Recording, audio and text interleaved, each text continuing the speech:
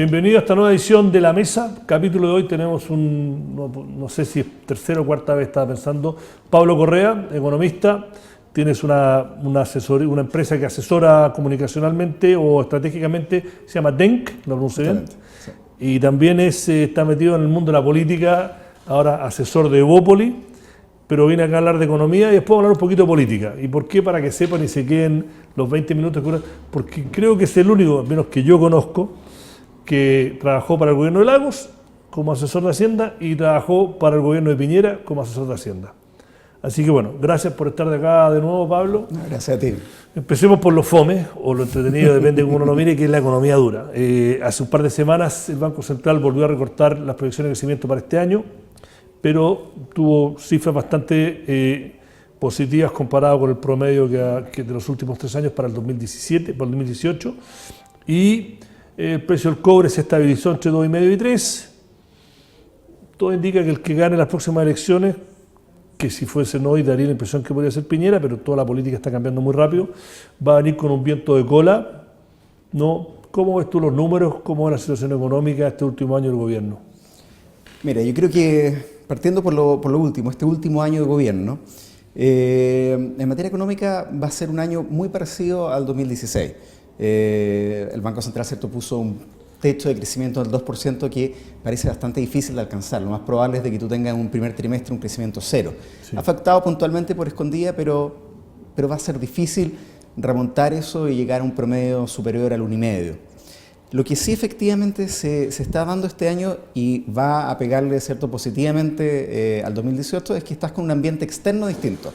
Un ambiente externo de que, más allá, ¿cierto?, de los riesgos políticos puntuales, las elecciones de Francia, las locuras de Trump, etc., tienes un mundo que volvió a crecer, está creciendo con bastantes buenos sustentos, buenos mercados laborales, buenas cifras, está volviendo a fluir el crédito en el mundo desarrollado. En ese sentido, podríamos estar en el inicio de un ciclo más parecido a lo que había antes de la crisis subprime, de un mundo que crece en torno a un 3,5 y un país exportador como Chile, eso son buenas noticias. Va a tener un impulso externo sin lugar a dudas, pero no hay que equivocarse respecto de que simplemente porque vaya a haber un cambio de gobierno va a volver a retomar tasas del crecimiento del 4 o 5%. Hay temas estructurales subyacentes y acá tiene razón el ministro Rodrigo Valdés cuando, por ejemplo, dice: oye, nosotros seguimos siendo una economía poco diversificada, muy concentrada, exportamos lo mismo, no hemos sido capaces de reinventarnos. Y en ese sentido hay que seguir leyendo el IPOM y ver después cuáles son las proyecciones, por ejemplo, del Banco Central respecto a cuál es el potencial de crecimiento de Chile. Y en la ausencia de reformas estructurales, el Banco Central dice: oye, no es nada muy distinto que 3. Por lo tanto, sin incertidumbre política, con un buen escenario externo, por decirlo así, en un estado de equilibrio, ¿cuánto crecería Chile? 3, 3,2, seamos positivos, 3,5, pero no es que el próximo año volvamos a ver las cifras que tuvimos, por ejemplo, entre el año 2010 y el 2013. Mira, yo acá lo hemos conversado en diferentes, incluso antes cuando estabas en el Santander, tú fuiste uno de los primeros, te doy crédito, por lo menos que yo escuché en algún lugar, hablar de esto. Ya 2, casi 3 años, ya perdí el recuento, pero que hablaste del compromiso de la fiscal, de cuántas cosas de verdad se habían hecho para cambiar la estructura de la economía chilena. Y el otro día estaba leyendo un reportaje, no me acuerdo dónde, pero que decía que de los países de posguerra que llegaron al umbral del desarrollo, que es cuando llegáis a los $20.000 por cápita, y que Chile más o menos está ahí, depende, sí, pero están 22, 23, de los que llegaron ahí y después se convirtieron en países desarrollados, hay solo 2. Uno es Corea y que siguió creciendo incluso 5% por buenos años, y el otro, se me olvidó cuál era el otro, pero habían solo 2 y habían como 30 que habían llegado, 28 que habían llegado a su umbral. Y que una vez que llega a su umbral es muy difícil crecer más allá de 2,5 o 3% por la propia inercia. Y el paralelo o la metáfora, que no sé exactamente cuál es la figura literaria, pero que hacían es que cuando uno pierde peso, tú estás gordo o estás muy flaco, ganar los primeros 10 kilos o perder los primeros 10 kilos es relativamente fácil. Es cuando ya llegas a los últimos que, claro, empezar a perder 1 kilo más o 2 kilos más se complica. Y en la economía un poco lo mismo, ¿no? Sí, sí. Bueno, a mí me cuesta hasta el primero, pero efectivamente yo diría de que las últimas grandes reformas estructurales se hicieron justamente en el gobierno de Ricardo Lagos. Y de ahí hemos pasado 3 gobiernos donde desde un punto de vista económico se ha administrado el modelo, se ha administrado la estructura económica, pero no se ha hecho nada estructural. Yo diría que tal vez lo más estructural fue el cambio del régimen tributario que hizo la actual administración respecto a cómo conceptualizabas tú la reinversión de utilidades. Y vimos, ¿cierto?, todo lo que generó. El ruido que generó. Exacto. Pero respecto, por ejemplo, del rol del Estado, la alianza pública-privada, que sigue siendo simplemente una frase cliché, la exportación de servicios, que algo intentó hacer Hacienda, pero tampoco tuvo mucho espacio, mucho tiempo para ir más allá. Temas vinculados con la infraestructura, con desconcentrar el capital. Temas... en la práctica, ¿qué podía hacer con alguna de estas cosas, ¿no? Porque Sebastián Piñera ya viene con su propia versión de la retroexcavadora, que él dice que no es, pero a ver, si él dice que va a volver a un 100% integrado y que va a bajar los impuestos, que en la reforma educacional va a volver el copago y que no sé, está haciendo, llámelo como quiera, pero va marcha atrás en varias de las cosas que hizo este gobierno, bien mal irregular, ese es para otro programa. No, pero ¿qué puntualmente puede hacer un gobierno que venga de hacer cambios estructurales dado el nivel de desarrollo de la economía chilena? Porque... O sea, yo creo de que no nos podemos conformar ni engañar con que llegamos a un estado de desarrollo. No, pero todo el mundo habla, que damos un par de ejemplos concretos. Mira, yo te diría de que lo primero, que tal vez es menos concreto, pero tal vez es lo más importante, es generar un relativo consenso respecto de cuál es la estructura económica que queremos tener. Porque una vez que tú llegas a ese acuerdo, las herramientas son múltiples. Entonces, hasta ahora la discusión de repente se ha enfrascado entre si tiene que hacerlo el Estado o tiene que hacerlo los privados. Y a mí me gusta poner mucho un ejemplo en los 80, y había un acuerdo de que decíamos, ¿sabes?, de que tenemos que ser un país exportador. Entonces, hubo una cosa que partió de manos del Estado y que después se generó una industria privada que no existía y que fue, más allá de los temas sanitarios, muy exitosa, que es la industria del salmón. Eso partió a través de un subsidio estatal, ¿ya?, en los 80, donde uno pensaría, oye, pero si ahí era todo puro mercado. Mentira, ¿ya? Las herramientas fueron mixtas. ¿Por qué? Porque por lo menos estábamos de acuerdo en que querías una estructura exportadora. Hoy día nos falta ponernos de acuerdo respecto de lo más básico. ¿Qué tipo de estructura económica queremos? Y yo creo que pues, tú habría que dejar de... ¿qué tipo de estructura uno debería querer? Una estructura liviana, ¿ya? Respecto, pues, tú a trámites estatales, rigideces estatales. Una estructura donde efectivamente haya una colaboración mayor entre lo público y lo privado. Y tercero, una economía de que tienda a agregarle valor agregado, valga la redundancia, a sus exportaciones. Nunca vamos a hacer una economía manufacturera, por ejemplo. Nunca vamos a hacer un Brasil o un Corea. Vamos a ser países exportadores de más o menos donde tenemos ventajas competitivas, tenemos que agregarle valor. Cuando tú llegas a esos acuerdos, la discusión cambia y, por ejemplo, dejas de pensar en, cuando hablas de impuestos, oye, ¿hay que subir o hay que bajar? ¿Subir o bajar? Hay alternativas intermedias. La alternativa que me parece más lógica y más responsable, por ejemplo, para el gobierno que venga, es mantener la carga. Cualquier cosa sería irresponsable bajarla. Yo creo que sería un error brutal, pero sí puedes simplificarla. Entonces cambia la discusión y deja de ser tan binaria y tú dices, ¿qué es lo que queremos? Un sistema que sea justo, que sea simple y que ojalá no discrimine. Perfecto, ok, check. ¿Y eso se puede hacer? Se puede hacer. Y eso implica ganancias de productividad, y te puedes sumar 2 puntos, 0,2 puntos, 0,3, 0,5 puntos en tu crecimiento potencial. Lo mismo la visión respecto al manejo de la infraestructura, ¿ya? Respecto al emprendimiento, que desde mi punto de vista es la forma más rápida y efectiva de democratizar el capital. Ojalá de que hoy día el capital en Chile deje de estar tan concentrado y tú tengas la posibilidad de que hayan muchos pequeños capitalistas y que en vez de trabajar... Pero eso es realista en la práctica, porque incluso en países que tienen un nivel de pyme en su economía como es Alemania, todavía tú lo ves en proporción, los grandes empleadores, los grandes motores de la economía terminan siendo las empresas más grandes. Y eso que Alemania es como famoso por tener, tiene un nombre, los Mittel, tiene un nombre que, bueno, sí, que son estas pymes. Y tiene una estructura regional distinta, claro. Exacto. A ver, yo te diría por supuesto, de que si uno mira, por ejemplo, la estructura, cuánto aporta el capital y el trabajo en Chile al producto, se ha mantenido estable en los últimos 50 años. O sea, seguimos siendo una economía donde el capital está brutalmente concentrado. Y eso efectivamente te resta puntos de productividad.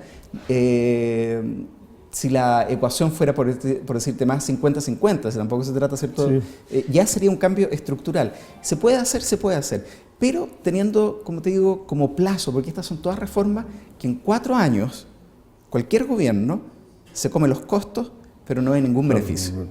Bueno, entremos en la política de los gobiernos. Tú, como dije al inicio, tuviste un rol, eras más joven, tuviste un rol en el Ministerio de Hacienda del gobierno de Lagos y después tuviste un rol más importante, más senior, en el gobierno, está más viejo también y más sabio, en el gobierno de Piñera. Cuenta un poco cómo estar de adentro de estos Lagos, se bajó, no es un candidato ya, pero no, la nueva mayoría que se está debatiendo su espacio, peleando su espacio con el Frente Amplio, pero contando un poco cómo es estar Hacienda. ¿Qué cosas haría un gobierno nuevo? Imaginémonos que sale Oguillé o para este ejercicio o vuelve Piñera. ¿Hay cosas que tú crees que Piñera, por ejemplo, aprendió de su primer año, asumiendo que no va a estar Felipe Larraín como su ministro de Hacienda, sino que va a haber otro personaje, de cosas que va a hacer que a lo mejor hubiese querido hacer y no pudo, o no quiso, o no le interesaban? Mira, respecto de Hacienda bajo el gobierno de Ricardo Lagos, yo diría de que era un ejemplo vívido de la concepción, ¿cierto?, que tenía la concertación del modelo. ¿Qué es lo que me tocó ver? Me tocó ver un Ministerio de Hacienda de que ocupó las herramientas del mercado, las perfeccionó, las amplió. ¿Con qué objetivo? Con el objetivo de poder realizar reformas sociales, pero nunca negó el mercado, ¿cierto? Lo que hizo fue todo lo contrario, usar esas herramientas, perfeccionarlas, reformarlas. A mí me tocó, por ejemplo, todo el periodo de cuando el gobierno, la República, decide volver a emitir deuda extranjera. ¿Ya? ¿Y para qué estás emitiendo deuda en dólares, en euros y haciendo derivados? En ese minuto ni siquiera tú tenías grandes déficits fiscales, lo estabas haciendo un esfuerzo público, básicamente para facilitarle la pega a todas las corporaciones chilenas que después quisieran salir y que necesitaban un anclaje cuánto era el riesgo de Chile. Claro. Y tú tenías un Ministerio de Hacienda de que ocupó las herramientas del mercado en su totalidad, para facilitar después el financiamiento privado, porque tenía una visión de que el modelo sí funcionaba y sí generaba, desde ese punto de vista, por último, mayores ingresos tributarios. ¿Ya? Claro, pero esa visión... Esa visión se ha perdido. Se perdió completamente. Se perdió completamente. Eso que por mucho tiempo fue un activo para Lagos, su campaña, fue un pasivo. Exacto. Y es más, una persona, por ejemplo, alguien estaría viendo este programa a lo mejor y diría, no, pero viste, esto te muestra que claro, la concentración se colusionó con la derecha empresarial porque este gallo, claro, trabajó para Lagos, después trabajó por Piñera, te das cuenta que no hay ningún cambio. Mientras que una persona, no sé, por ejemplo, en Gran Bretaña, que es un país que conozco bastante, en que gente como tú permanecen a través de los diferentes gobiernos porque tienen un rol más técnico y su responsabilidad es hacia la institución del Estado o el Ministerio del Estado que políticamente al ministro de turno. Exacto. Entonces, pero claro, ahora es tu rol ser el activo. No, pero viste esto, tú eres el claro ejemplo de que no hubo ningún cambio y que la concentración manejó el modelo neoliberal y se hicieron ricos el Partido del Orden. Sí, mira, ahí yo tengo una visión totalmente distinta, porque lo que yo veo que se hizo, como te digo, fue ocupar una herramienta que estaba disponible, que funcionaba. Pero tu objetivo no era ese, tu objetivo era otro. Tu objetivo era, por ejemplo, financiar el auge, que también se hizo, ¿cierto?, en el gobierno de Ricardo Lagos. Y el punto es de que tú ocupas, desde el punto de vista del Estado, las herramientas que mejor funcionan. Y es una lástima que se haya perdido. Ahora, respecto a la segunda parte de tu pregunta, yo espero que efectivamente, ¿cierto?, si eventualmente Sebastián Piñera vuelve al gobierno, haya aprendido alguna y todo su equipo, ¿cierto? Ha incorporado ciertas lecciones que en el primer gobierno fallaron. Y por eso a mí me tocó un trabajo que está muy vinculado con el poder legislativo. Y pensar como gobierno, de que tú puedes trabajar en ausencia de los partidos o en último en ausencia del Congreso, fue un gran error. Y eso al final del día, ¿qué es lo que costó? Costó tiempo. Y costó que muchos proyectos que hubieran sido, yo creo que beneficiosos, simplemente no se sacaran porque había una mala administración del vínculo entre el legislativo y el ejecutivo, más que grandes diferencias técnicas. Pues yo te diría que en lo técnico, efectivamente, hasta ese gobierno, yo diría que las diferencias eran marginales y se han tendido a extremar más bien en esta administración. Tú, como dijimos al inicio, tienes un rol de asesor de Evópoli, candidato que en la encuesta no está marcando tan bien, pero usted tiene una visión. ¿Qué es lo que le diferencia? ¿Qué políticas económicas? Imagínate que usted da el batacazo, presidente, y le nombra ministro de Hacienda. ¿Qué cosas te gustaría hacer como ministro de Hacienda si tuviese la varita mágica? Ni siquiera tenés que ir al Congreso, no tenés mayoría. ¿Qué tres cosas que te gustaría hacer o que te gustaría ver que sea quien gane, que darían un impulso para mejorar la economía de Chile? Mira, lo primero es que yo creo que algo que necesitamos y que es una reforma efectivamente bien estructural es transformar al Estado en el proveedor más eficiente de bienes y servicios públicos. ¿Ya? Y hoy día el Estado claramente no cumple bien ese rol y no lo ha cumplido bien ni en este gobierno, ni en el gobierno del presidente Piñera, ni para atrás. Te voy a poner un ejemplo que de repente es el ministro Valdés, el año pasado, sí. Cuando hizo su ajuste fiscal, disminuyó el gasto corriente en los ministerios, en fotocopias, en viáticos, en uso de taxi, en ese tipo de cosas, cerraron 380 millones de dólares. ¿Ya? Y hoy día tú con eso podrías, por ejemplo, destinar esos mismos 380 millones y incrementarías mañana en un 20% de las pensiones básicas solidarias. ¿Qué más o menos costaría eso? Entonces el Estado puede dar más, el Estado puede dar más. Y ahí está la típica visión de la derecha tradicional de que mientras menos Estado, mejor. No. El Estado es clave, es un agente clave en la economía. Hay cosas que solamente el Estado puede dar. El punto es que tienes que hacerlas bien y tú tienes que exigirle, pero el mismo nivel de eficiencia o incluso un nivel de eficiencia mayor que una empresa privada, porque está jugando con nuestros recursos, está jugando con nuestra plata. Entonces tú quieres que efectivamente se administre lo mejor posible. Y eso implica cambiar una serie de cosas desde estructuras, incentivos, relaciones laborales, pero nosotros nos merecemos un mejor Estado. Un Estado que incluso hay ciertos nichos donde hoy día es casi inexistente y debiese estar. Y debe ser un rol más activo, pero como te digo, tendría que hacerlo bien. Lo primero, como te digo, un cambio brutal de la gestión estatal. Lo segundo que me gustaría, y como te digo, que acá ya lo voy a repetir por tercera vez, es poder incentivar, ¿cierto?, una democratización del capital, un acceso más amplio al capital. Y eso pasa tanto por cambiar ciertas estructuras en lo tributario, cambiar ciertas estructuras en la misma burocracia estatal y por supuesto también por cambiar nuestra preparación de cómo tú estás preparado justo cuando entras al mercado laboral. Nuestro sistema educativo, incluso ¿cierto? Nosotros pensamos de que todo el mundo tiene que ser universitario y que si tú estás universitario está perfecto. En general, a uno lo educan o lo entrenan para simplemente ser funcionario o empleado. A mí me encantó una frase del ministro Tone que decía: tenemos que pasar de la concepción del hecho en Chile al creado en Chile. Y eso, por supuesto, es una tarea de muy largo plazo. Entonces diría reforma del Estado, democratización del capital, y lo otro que nos llora, y que esto sí que es mucho más práctico, mucho más implementable, es ponernos al día en temas de infraestructura. Que en teoría debería ser lo más fácil, pero igual, a pesar de todo el ímpetu verbal que este gobierno ha hecho en dos oportunidades como uno de los pilares para reactivar la economía, sigue medio estancado. Sí. Algo pasa. Y el gobierno de Piñera tampoco avanzó mucho en eso. Y eso tiene que ver básicamente también con la gestión del Estado. Tú lo podrías hacer. No, lo que pasa es que este gobierno está está conflictuado, una palabra que se inventó, no existe pero se usa, está conflictuado internamente con el rol de las concesiones y de entonces están... Y ahí nuevamente caemos en un tema ideológico de que tú no tienes que negar las herramientas que el mercado te da.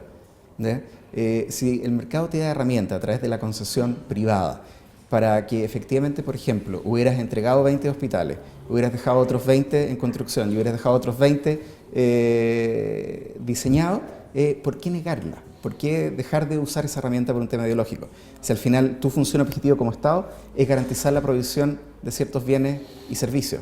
Sí, yo concuerdo hasta cierto punto, pero hay un debate que es válido de otra gente que no piensa que tiene que ser tan restringido a ser no policía de tráfico, no asignar, no hay que tiene que tener un rol más activo de cómo hacerlo y hacerse cargo. Oye, nos queda poco tiempo, te quiero hacer una última pregunta.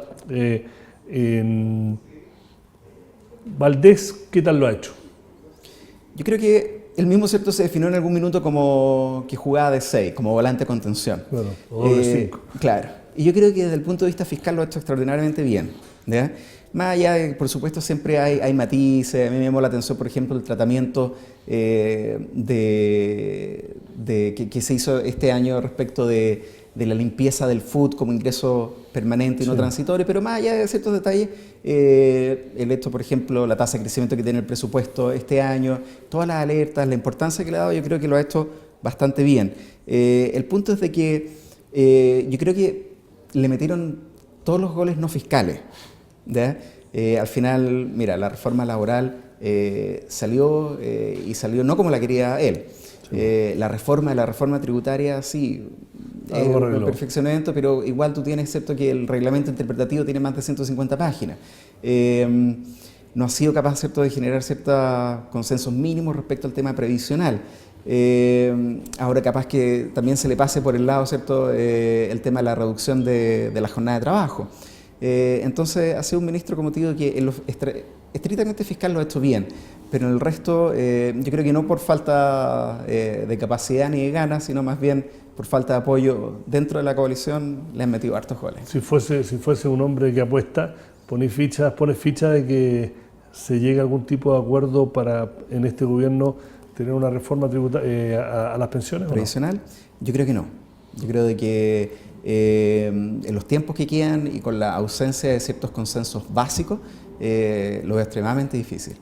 Y ese va a ser un tema de urgencia. Pero me estoy pasando un poco, pero no ves la nueva mayoría cuando viéndose un poco contra las cuerdas, que necesitan un caballito de batalla para ir y por lo menos tener algo de ir con el tema de que le quitamos por lo menos estos 5 puntos a la AFP, se terminan ordenando y por lo menos darle un mensaje con el cual poder ir a elecciones. Como te digo, yo lo veo difícil. Yo no sé si, por ejemplo, el ministro Valdés estaría tan cómodo con esa acción. Desde un punto de vista de eficiencia, ni un peso más a la AFP equivale... Es político. Pero te das cuenta, o sea, legitimiza completamente. Las AFP siguen con su negocio del 10%, siguen creciendo las tasas de ahora, el 5% que para ellos es un costo, y terminan los otros. Es más, imagínate que lo hacen mal, administrando la plata a esa nueva institución que lo va a dar, la AFP se ve mejor, la legitimiza. Yo si fuese la AFP estaría feliz en vez de salir atrincherándome a pelear, a debatir el punto. Pero bueno, eso no, se nos acabó el tiempo. Otro tema. Ya. Bueno, como siempre, Pablo, me gusta porque tú puedes mezclar política con economía entre los mejores que lo hace acá en Santiago, por lo menos.